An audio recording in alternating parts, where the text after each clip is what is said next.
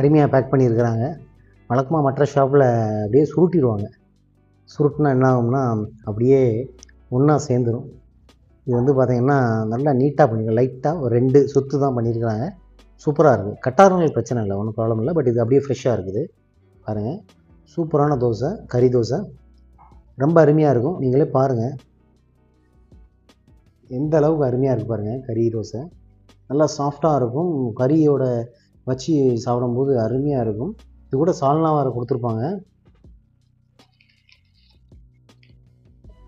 சால்னா வேறு கொடுத்துருக்குறாங்க.